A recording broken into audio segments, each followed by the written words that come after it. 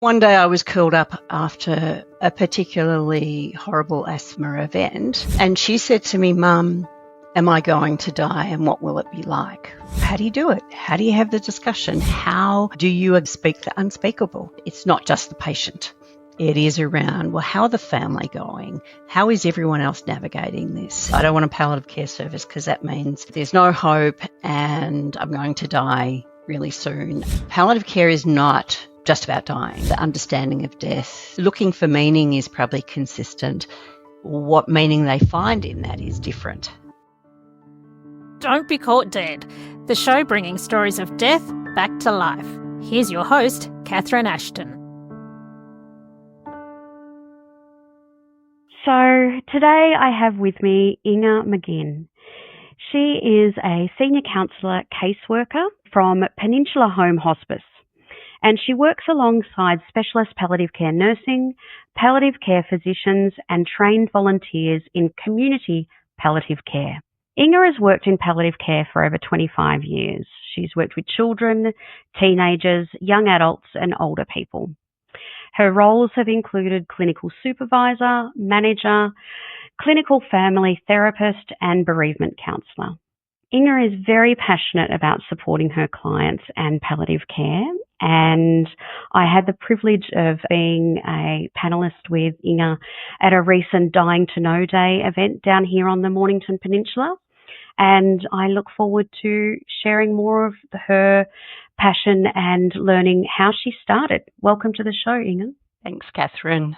Now tell me, what led you to actually pursue a career in palliative care? That's a really good question. I know we had a conversation over lunch when we were chatting with other people from the field, and I think you made that statement about, I've had this experience in terms of dying. I don't think I've ever met anyone who hasn't had some sort of experience that has led them to palliative care when they take on palliative care as a vocation rather than just a job. And I think I'm no different either. I don't think I was led, and it was definitely not on my horizon when I was working and making choices. There was probably two things that stood out and made me think, wow, this is a real need. One was I used to work for Anglicare and I was a family therapist, and I got seconded to work with some families by another service. And these families, it didn't have anything to do with death and dying, but it did have a lot to do with shock and grief and loss. And that was in the juvenile justice area where they had children, or the kids had siblings, that participated in horrific crimes. They had the victims of crime for the families, they had juvenile justice for the offender, but the families of those who offended were quite lost. And it was that, my brother did a terrible thing and I have to go to school on Monday and everyone knows, or this is not the child that we brought up. And I really learned about naming and working through and sitting with speaking the unspeakable. You don't talk about those things. There's such shame, or it's just not discussed. So that was just learning how to sit with and discuss the hard things and the really difficult things and the things that nobody wants to talk about, and the pain of that and the loss of family identity, loss of siblings, loss of child in the way that they knew them. So that was one thing that shifted me a little bit. The other one was more personal. I have 4 daughters, and one of my daughters was severe asthmatic, and I know asthma's a pretty common thing, but she was having collapsed lungs, needing to be flown to the children's, those sorts of things. And that was all fine. We took it all in our stride. And one day I was curled up with her after a particularly horrible asthma event, and she said to me, "Mum, am I going to die and what will it be like?" Like, this was almost 30 years ago, and it was, wow, I don't know how to answer that. I have no idea how to answer that. And I was absolutely pained because I knew, but I don't know if I quite had the wherewithal or the courage to begin to explore that with her. She would have been about 12, I think, at that time. So I naturally went around and spoke to a paediatrician who I had also done professional work with, and he said, "Look, the thing is I would refer you, but the problem is I would refer you to you." And I thought, well, I'm not any use to me right now. So I just went on this journey. Well, how do you do it? How do you have the discussion? How do you again speak the unspeakable that you're too scared to put words to? And I think they were probably the two things that I thought, yeah, let's give words to the unspeakable, dying. And 30 years ago, what did you find? Well, and that was it. I didn't find anything much at all. Well, I mean, we weren't even using the internet then. It was almost non-existent. So it was literally about having conversations. It was literally about wrestling myself and my whole, I don't want to talk about this because it's too painful, and challenging myself in that and admiring her, Hannah, for actually asking the question. I thought, what a gutsy question. I mean, the other question she did ask me is, if I have asthma, will I still be able to drink wine when I grow up? So, you know, it was quite a combination of questions. Quite the active mind. Yeah. So it was sitting with and listening and talking. I think the other thing was one night I had come home from the hospital. It was about 2:00 in the morning or something. And her little sister was sitting on the step when you walk into the house. And it's 2:00 in the morning.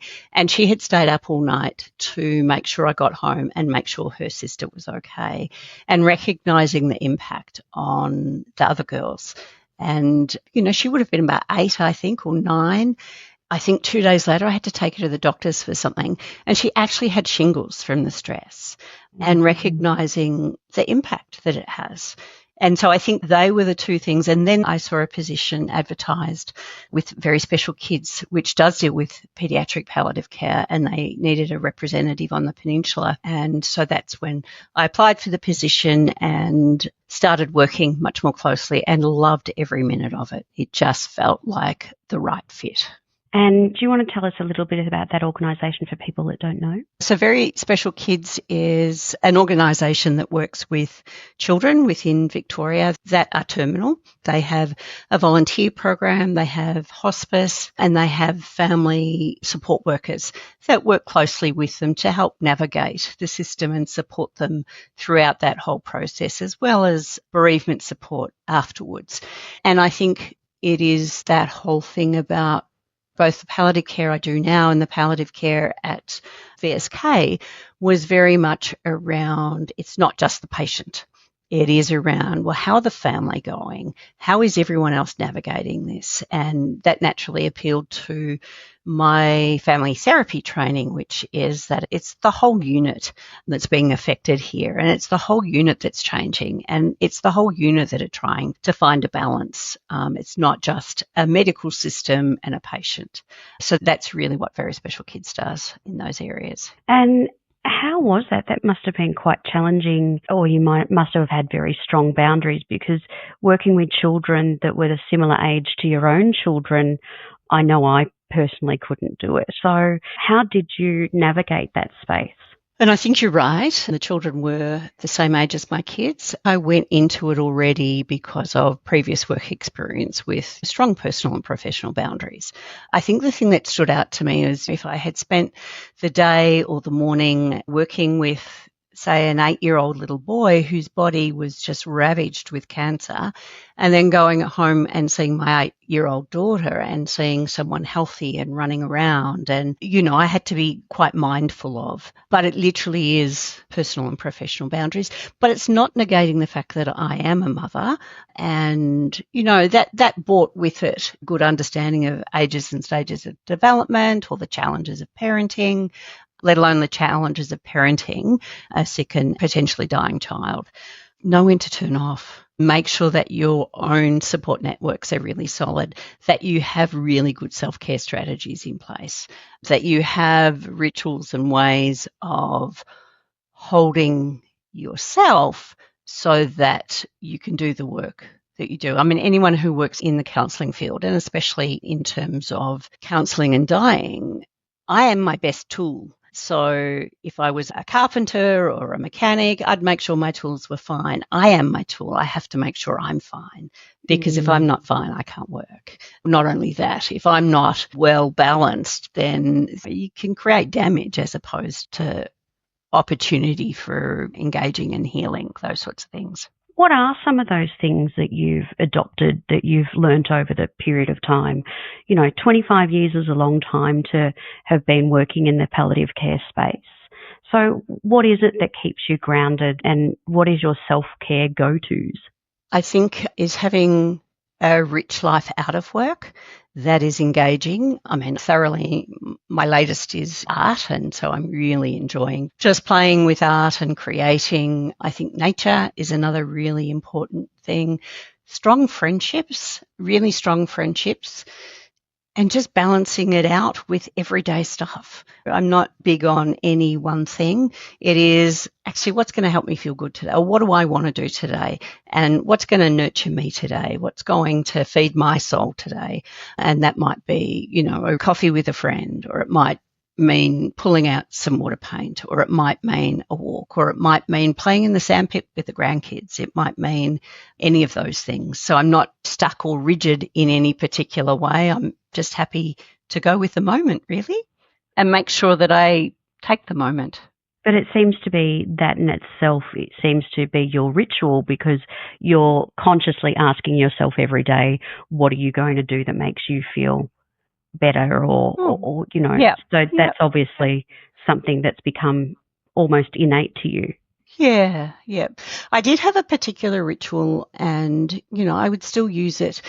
If I've been working closely with someone and they die, is how do you move on or shake that off? At any point in time, you might have, 30, 40 clients, and it is sometimes just taking some time alone, remembering them. I would stand by, because we live on the peninsula, go down to the beach, watch the waves come in. I'd write their name in the sand, and I'd just ponder until their name was washed away.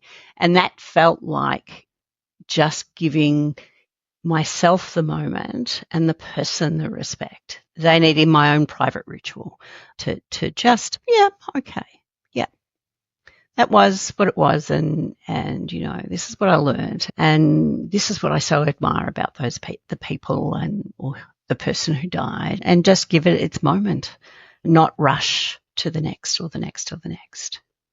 That is such a beautiful thing, and it doesn't cost anything, and it leaves me with such a beautiful imagery as well of just that natural wave motion. Absolutely. I think from a professional point of view, good clinical supervision and those sorts of things, and a supportive work environment and good work culture are all really important for the balance as well. It is very much a personal thing, but when you work for an organisation, I think it's also, choosing that healthy environment, healthy working environment. So you started off with very special kids, and then where did you move to? So I took less than a year out from palliative care because I thought, maybe I need to step out. And I was gone 6 months and thought, no, I miss it. So I couldn't wait to get back to palliative care, and really knew then that I loved the fit. So then went on to Peninsula Home Hospice, which was then called Peninsula Hospice Service. So have been with them for 17, 18 years now. That's naturally the longest time I've ever stayed in a job. And it is because I played a number of roles in the service, but very happy doing and believing in what the service offers, believing in our values and the ethics of the way that we work and the incredible team that I work with. So have been here, and only in the last 2 months, I always knew, so I was in management for a while, and especially over the COVID period. And there was so much to think about and so much to balance. And we're a state government funded service, and we have to have accreditation and all of those sorts of bigger organisational things that need to happen. And I was really honoured to be able to play a part in the leadership of an organisation and influence what we look like and how we function over that time. But I always knew that my first love was practice, and that I would always go back to that. And the timing was right. So I've stepped back into that in just the last couple of months, and fits like a glove. It's exactly where I want to be. And was it that love of practice that drew you back when you refer to that 6 months that you had off. You were supposed to have a year off, but you came back after 6 months. Was it that love of practice, or what else was it that drew you back into the palliative care space? When I was not in palliative care for just over 6 months, I was with a particular program that was looking at separation, family court, domestic violence, those sorts of things. And my earlier work was often along the lines of parenting, child protection, mental health, domestic violence. I think, death is no respecter of culture or demographics or anything like that. And so we see a whole range of clients, but there's something different about clients and families when someone's dying and the everyday other sorts of counselling that would be taking place. And I think what that would be, it's like it brings life into focus for the people involved. And it is like we don't have time to waste. And so it's more productive. People are in there, and majority of time, most of the time, people want to do the best job they can, and they've got one chance to do it. So you're working with people that have incredible resources that they don't necessarily know that they have, and supporting them to discover that. And sure, people get divorced, people are still, there's still domestic violence involved, there's still all of those other things, but there's also a very sharpened focus that we don't have time to waste, and I'm dying, I don't have time to not be real. And I think that is what I find just incredible, the incredible sort of jumping in as honest as they can be. Whereas in other sort of work, it could be quick to blame someone else, quick to say it was someone else's fault, the area of divorce and separation, where people just seem to be taking a little more individual responsibility or struggling to. And they know they have one chance. They don't want to waste their time. That's for some, but other people don't even want to go there. They don't even want to talk about it. And that is a choice, and that is as okay as facing it head on. I think it's really important to say that both. It is all okay, but I have found a very big difference in community counselling and counselling specifically around palliative care and bereavement. Can you tell me a little bit about Peninsula Home Hospice, how it works, how it sort of is different from perhaps what people may have as a perception of palliative care with a hospital bed and limited sort of life-limiting illness and only a few weeks to go. So if you can talk me through that, that'd be great. Peninsula Home Hospice, I think we have our 40-year anniversary this year. And I think it's really important to recognise that we grew out of people in the community seeing their own need and raising the funds to build the service. So we're not auspiced by a hospital, or we come out of what the community, first of all, when people think of palliative care, they often think end of life. And I don't want a palliative care service because that means there's no hope and I'm going to die really soon. Palliative care is not just about dying. It is about quality of life. It is about planning. It is about choices. And when I say quality of life, research has shown that those that have an early referral to palliative care services do have a better quality of life. So within our service, we see people in their homes, not in a hospital environment. It literally is working with them during this time of their life. So working both with the client and with the families and carers. What we do is specialist palliative care. So that means we don't become the only service that's in there. We just add value to what might already be in there. So if they have other services, and it could be like home care, or it could be nurses from another service providing wound care, those sorts of things, we don't take over that, but we just add value in the area of palliative care. That is really about symptom management. And when I say symptom management, it's not just, I'm feeling sick or I'm in pain or I can't breathe properly, but it is around feeling anxious, feeling scared, being depressed, losing hope, It could be about my whole body is changing and I can't depend on it like I used to, and how do I come to terms with that? Or I was really active and the fatigue from either the treatment or the medication or the disease is making me feel useless. So it is a holistic approach to care.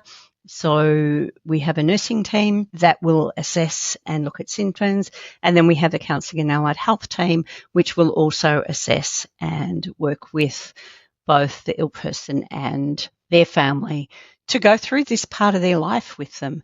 We also have a volunteer program, and volunteers are an incredible support for families. They offer companionship. A lot of people might not be living with anyone, so it is, I can't get out anymore, but I've got someone dropping in to see me. It could be about companionship where I know I'm dying, but everyone else is too scared to name it, so I can actually talk to the volunteer about it because they're not going to shy away.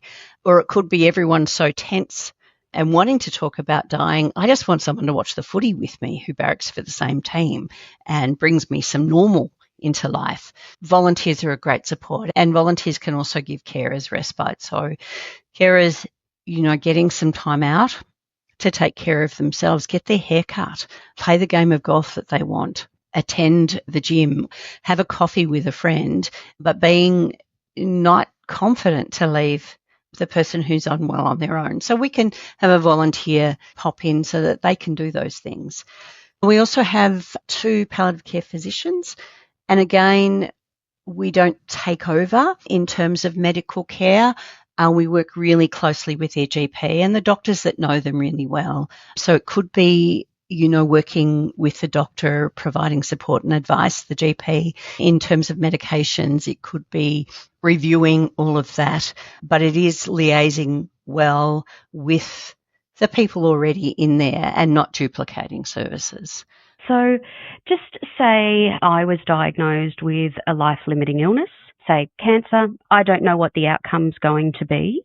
I choose to go through treatment. At what point would I reach out to you? Good question. And I think people can be on treatment at the same time as with us.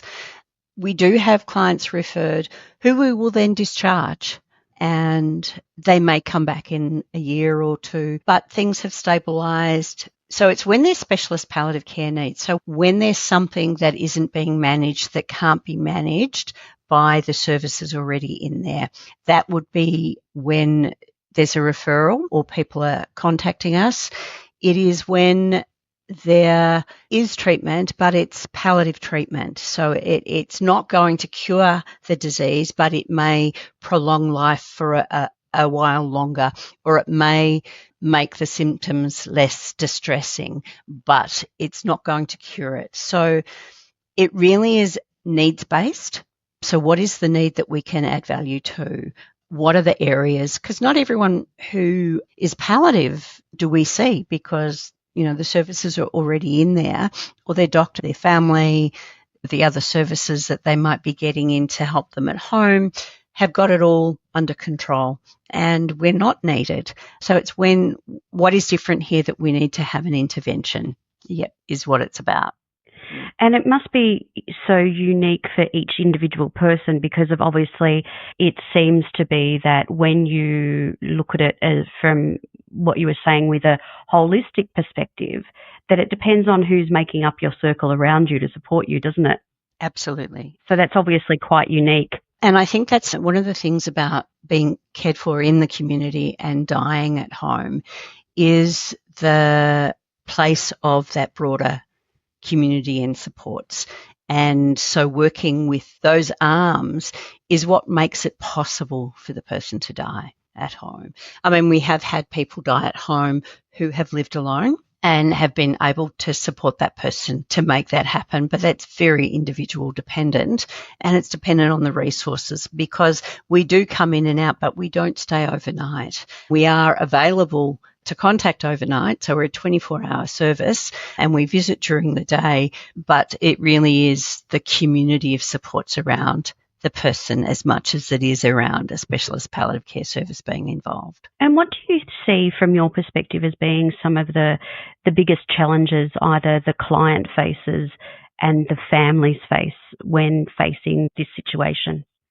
Oh, for a client, again, it's very individual, because the bottom line is, for a client, it might be, I just don't want to die. That's it. So it doesn't matter what you put in, what you do, they don't want to die. And that's the biggest challenge for them, is that they're going to die and just not wanting to die. But for someone else, the individual challenge might be, look, I know I'm going to die. I know I want to stay at home, but I know I can't do this unless I can get services. And that might be, say, through my aged care or community home supports. Their staying at home is dependent on the availability of that. And if it's just not available, even though they're eligible, it might not be available. So that's a challenge. I think for carers, the biggest challenge is being recognised as a valued member of the caring team. It's being recognised that what they see and do every day is so important to the person that they're caring for. The challenge there for them is feeling heard. And I think the other challenge there is just plain exhaustion. It is very tiring work, and getting space and time out that they trust to get the sleep that they need. And they're so often putting their own lives on hold, and that means their own health on hold, that, it's incredibly exhausting. So I think that's a huge challenge for carers. I think what comes to mind is the numerous stories that I've heard from various people over periods of time where it's not uncommon for people to go and care for a loved one, and they have to actually totally relocate for a period of time, what might seem initially maybe a month or a few weeks. And then that billows out to be quite an extended period of time where effectively, like you were saying, they have sort of put their life on hold to care for this person. And there must be a lot of emotions mixed up in that, because also at the same time, like you were saying, they're not the client that's receiving the treatment per se. So it must be really difficult to be in that situation. I often think of, predominantly daughters that come to care for fathers or mothers from interstate or whatever, and they've left their children back there with their husbands. And yeah, they do have their own families. And, we have had people come fly in from overseas to do the caring, to then try and pick up wives again back in the country that they were living in. The emotional toll, and not only their loss in terms of what they're missing in terms of their personal life, but I think also one of the other biggest challenges is the change in the nature of the relationship. So suddenly, you're a daughter and you're taking care of a dad, and you find yourself having to help him go to the toilet. And it's not a role that you necessarily saw yourself as taking. And so that changes the nature of the relationship. Or if it was a wife and a husband, suddenly the husband is doing things like hygiene care when they had a strong sexual relationship, and now it's changed to that sort of caring, and the identity and the nature of what their relationship was and what it's become, and supporting people through that. And my hat off to the people that do this caring with such commitment, and, the client feeling so vulnerable. There's an intimacy around that sort of care. And that's one of the things I see, is I don't think they recognised it in themselves. And once they've done it and achieved it, that sense of pride in that is one of the beautiful things to see, which is, yeah, I can do this. And I love my dad or my mum or my husband or my wife or my adult child. And it has changed, but it's made it so much more special. And there must be a sense of that grief of, before even death has even occurred, is that change of that relationship, that dynamic is different. And also, we're so easy to define ourselves by the hats we wear or the titles we give ourselves. So to have a big shift in that, say, when you were talking about the daughter that has to come care for the father, she may be a very high-powered businesswoman and then be in this very different role. So it's quite a challenging time. And obviously it's generally a condensed period of time that you see this, is it, Inga? Look, for some, they've been caring a long time before they come to a palliative care program. But I think the identity issue is very big and very real. And I think one of the challenges for us as professionals is how we name that and how we word that. And I mean, I know myself, I had to go to the hospital for something. And, one of the first questions I was asked was, who's your carer? I'm thinking, I don't have a carer. I don't want a carer. I don't need a carer. I just refuse to answer the question. I want my independence, and I've got a next of kin, and you can have a next of kin, but you can't have a carer because there isn't one. And I was shocked about how balked I became to even name a carer, which I found quite fascinating. And I think the other thing is that people are named carers and we just make the assumption that they're caring. And do we really ask them if this is what they want to do? That sense of feeling obligated to do it because I am his wife or I am his mother or I am the dad. And, how much do you want to do? How much do you want to be involved?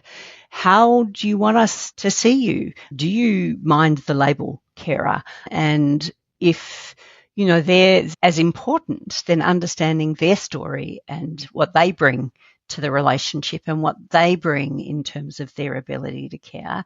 And, I often hear, look, I can do this, this, and this, and this, but I can't do that part.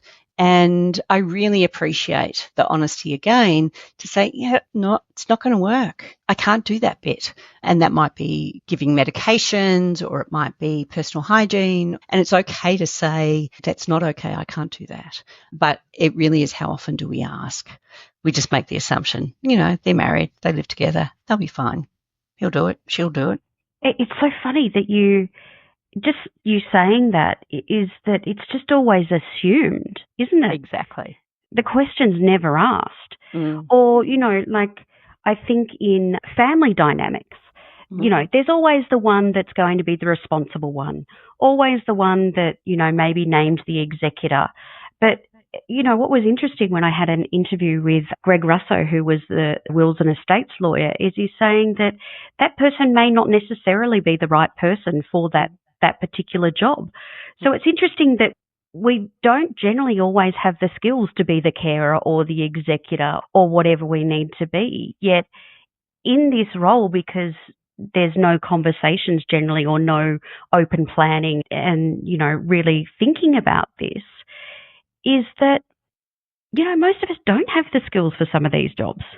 Look, absolutely. I think it is, skill, but it is also desire. It is also, respecting, and it goes the reverse way too. I mean, we often have husbands and wives who may have been caring for each other for a really long time, and their choice is to die in a palliative care unit or in hospital.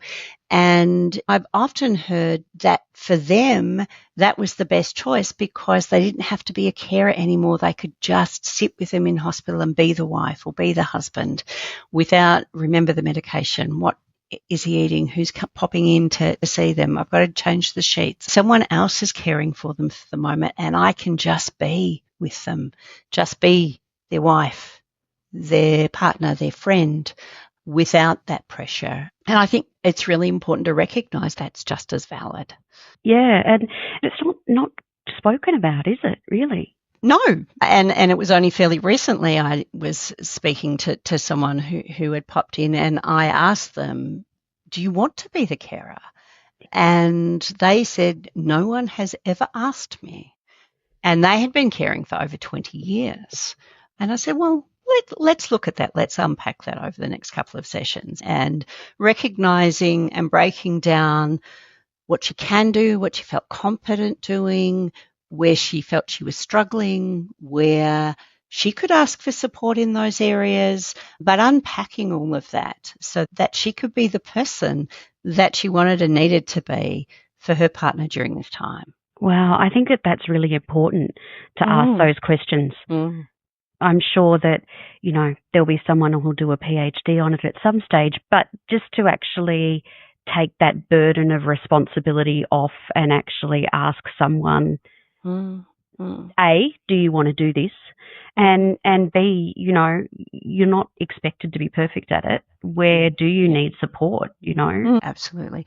I mean, the success of palliative care in the home is based on so much more about how we support carers, because they're doing the bulk. Even if we came in daily, in the initial stages, we're in for an hour or two a week, and they're doing the caring all between that in other times. You know, as it gets closer to end stage, that changes, but they're the one doing it. We come in with the specialist palliative care skills, but they know the person. They know how to care better than we do, in that we know disease and disease trajectories and medications and those sorts of things quite strongly, but it has to be a collaborative relationship through that caring process. And it also points out to me just how important it is to, you know, perhaps ensure that that carer has a support network, if they can, around them at that early stage, because they are doing everything by themselves at that early stage. It's, you know, it's that classic of, you know, everyone wanting to say goodbye in the last few days when someone is dying. But it seems to me that in the process, it would be great if a lot of people were there a lot earlier to help out as well. Absolutely. I think, I'm not sure if you've heard of it, it's the Help app. Yes. Yeah. And that whole thing about compassionate communities and thinking outside about how we support each other in those areas long before it's the pointy end of dying, both pre-death and during bereavement, when the actual dying and the funeral, and there's those really intense markers. What do we do in between those intense markers? You know, that intense marker of being diagnosed, you know, being sort of told that you're palliative, these key points. And, you know, people usually step forward at those, but it's the in-between times. And it's the very practical nature of support. So important.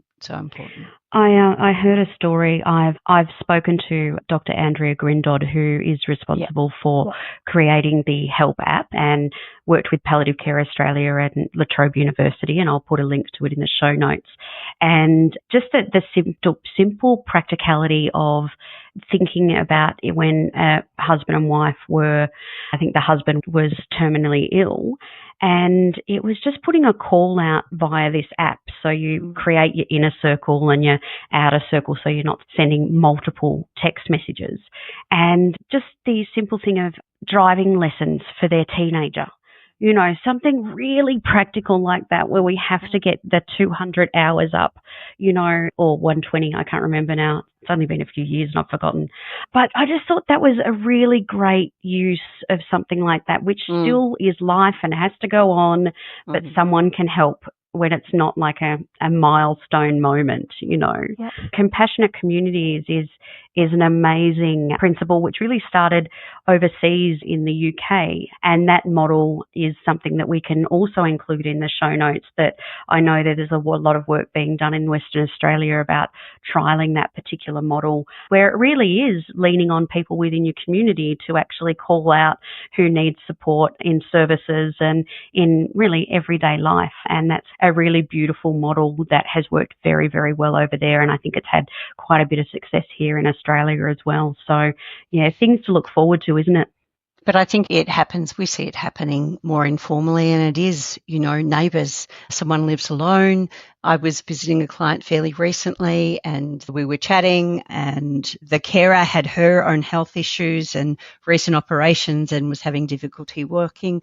As I was there, neighbours dropped in. I'm going to the shop. What do you need? And often, again, people that live alone, it's often the neighbours that are the support people that drop in and help with those really practical things. You know, for young parents, it's, you know, I'm too sick to drive to school and my husband still needs to work. Let's pull a drive the kids to school roster with the other mums. It's all those, life continues. Yeah. Yeah, it really does. And you've seen palliative care at both ends of the spectrum with age. What are the things that are consistent, and what are things that are very particular to the age groups that you've noticed? The thing that stands out in terms of the age groups is ages and stages. Ages and stages of development, and I'm not just talking about childhood development. I'm talking about a young family with a new baby who is going to die, and where that young family is at in their stage of development as a family. So I think ages and stages and the generational differences as well. Younger people being, very tech savvy, being able to access resources, research, and Dr. Google, I think, gets a bit of overdrive traffic, and wanting to be really active participants in their own care.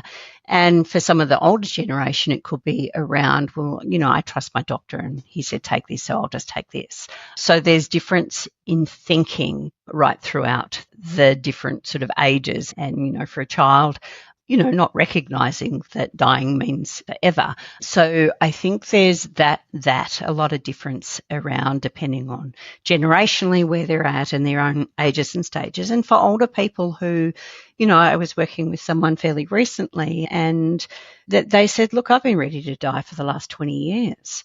This is not new and I'm all set to go. So there's that. The thing about a young person dying is that's not supposed to happen. That's not how life works. Whereas an older person dying, it's that leading more into, and you hear it publicly all the time, they've had a good life. I think what's consistent across them all, but it just shows itself in different ways, is how do I make sense of what's happening? How do I do the best job that I can with what I have? And the recognizing of sort of this one chance to get it right. I think they're consistent across in terms of caring and dying. The views of death, the understanding of death, all of that's different all the way through. The meaning that people find in it, looking for meaning is probably consistent.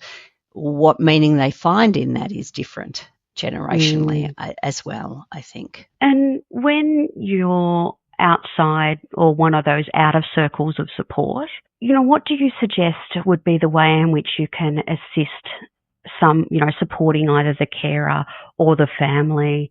What are some things that we should say, shouldn't say, given your experience? I mean, there's a lot of really good books around what words do I use or something like that. Fundamentally, I think the real thing is about being authentic, being present, and being honest. And that could be saying, I don't know what to say. That's okay. I think so. In terms of the words that you use is being, the last thing people want to hear is cliches. That is not helpful. And being really conscious of yourself. Am I anxious here and I'm going to say something just to help myself feel better? Or am I really in tune with myself and being honest with the person? So I think that's really important. Recognizing it, acknowledging it, and taking the person's lead. They'll lead, but they'll lead and respond to your openness and, what's important for them. I think offering support and help is an interesting one because support and help is incredibly important, but sometimes people don't even know what they need because they haven't died before. And the same with carers. Sometimes I don't know what I need because I haven't done this before and not even sure how to put words to it. So sometimes it can be about being proactive without being intrusive. So it could be dropping a meal off, but just dropping it off at the front door and going, not expecting to come in, have a cup of tea, take up more time and what's natural for you. What's your natural caring style? So I think all of those are important. It's about being open. It's about listening, not using cliches, being aware of your own sort of like, oh, I don't know what to say. And I think that's fine to say though, isn't it?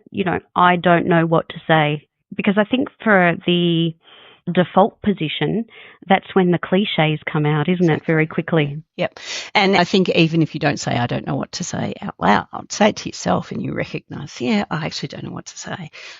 But more than anything, I want you to know that I do whatever it is to support you. And I really feel for you right now. I'm so sorry. It is that really genuine, what are you? What is happening for you? And they're going to appreciate the honesty more than cliches, or sometimes people also just don't want it. Like it could be, yep, thanks, I don't want to talk about it, or you know the person, what's their personality like, what's trying to guess what would be helpful and asking them if it is helpful. Would it be helpful if as opposed to a more open-ended, I'm here for support, just call me. They're not going to initiate necessarily. Yeah, I heard someone mentioning, offer to help, but only what you're going to follow through with, and being specific. So it's sort of like, I'm going to the supermarket. Do you need anything from the supermarket? Yeah. Let me know in the next half hour. Yeah, so therefore exactly. It's very clear. Yeah, yep, absolutely. I would agree with that wholeheartedly. And then they think, well, I need this, that, and the other thing, and they're going anyway, so it's not an inconvenience. And it's pretty straightforward because, when you're under that sort of pressure, you might not even realise that you don't have things in your cupboard, and suddenly it's like, oh, yeah, they're going, what do I need? And tell me, 25 years, there's obviously been things that certainly keep you in the space. You've mentioned a few of them. But what do you find the most rewarding aspect of the work that you do, Inga? I think in leadership and clinical supervision, as well as seeing clients, I think for me, measuring, was this useful or is this successful or whatever. And in palliative care, there's often a lot of feedback around the service is fantastic, you guys are incredible, all of those sorts of really strong statements, and that sort of your angels. The interesting thing for me, I get such a warm feeling of success, or we're on the right track, when I hear families talk about, or I hear the person that's ill talk about, we did this, or I've done that, or I've had this discussion, or I've met this challenge, or this is themselves. And I think, I measure the success, I think, of what I'm doing is when I become wallpaper. So they don't see me. I don't want someone to remember in 5 years' time or 10 years' time, oh, remember Inga, she was the worker, da-da-da-da. I know I've succeeded. It's when they, remember when he did this and he did that, and remember we were able to do this. And so there's this sense of pride, achievement, strong remembering. There's been a discovery of their own growth, be it the client or the family. That's when I feel like I've succeeded. So it's not about being told by clients that it's a great job. It's when I'm wallpaper and they are proud of their great job. That's what means so much to me in the work. That's when it feels like, yeah, we've got this. We're doing it right, because they can't even see us. They don't know we're doing this in the background. What sort of wallpaper would you like to be? Very good question. I was visualising something soft and neutral. I don't know. I think for me, I think it's got like a blue, those gorgeous old velvet ones. Oh, yes. Yep. Yeah, a nice blue velvet with a nice maybe fleur-de-lis on there, I think might suit you, Inga. Just subtle, but, that would be quite, quite lovely. Now, tell me, the government's just actually announced some significant funding in relation to home care end of life. And end of life. So where do you see with that sort of injection of funding, or at least that acknowledgement that there's need in this space, and we all would be aware that we're an ageing population and going to almost double those figures above 65, I think, in the next 10 or 15 years. So what do you see as the changing of home hospice, palliative care services in the home, those sort of offerings? Look, I think absolutely you're right around the demand for palliative care. That's only going to increase phenomenally. One of the biggest things in terms of staying at home and dying at home is what it means in terms of the physical demand on carers or the person that's dying, and everything that needs to happen. And it's all the practical stuff too. I mean, it's mowing the lawns, it's, cleaning the floors, it's getting the shopping done. And I'm assuming that the fund you're talking about is the fast track of my aged care funding. I think it's up to $25,000 for anyone who's going to die within the next 3 months. And that is above what they're already getting, be it if they're on an aged care package. I think that's going to be absolutely crucial. I think everything from getting the hospital beds, paying for the medication, getting other sorts of services that would keep at home, be it, meals and the hygiene support. If you're not able to shower yourself every day, and the fast tracking. So often we'll have clients and they are referred and they will die within the next 3 months, and we'll find out that they have no services involved. Then we'll do all the referrals, and by the time they get assessed, which may take weeks and months, then that they're approved for a package of some sort for these supports. That can take time again, and then it's getting the services in. So the whole thing could be 6 to 12 months. And often our clients don't have that time. So the fast tracking to support quality of life at home, I think, is absolutely crucial. Absolutely crucial. And look, it's a wise move, because if home is not an option, it's a residential aged care facility or hospital. And, those, again, if we're looking at palliative care from a fiscal point of view, they're expensive options. But I think what is delightful about this is that we see all the unmet needs, and we can only meet the specialist palliative care needs. And to know that there's something else in that space that's going to support that, I'm just absolutely relieved. Absolutely relieved, even though recognising it's not going to come into place until July 2025. Yeah.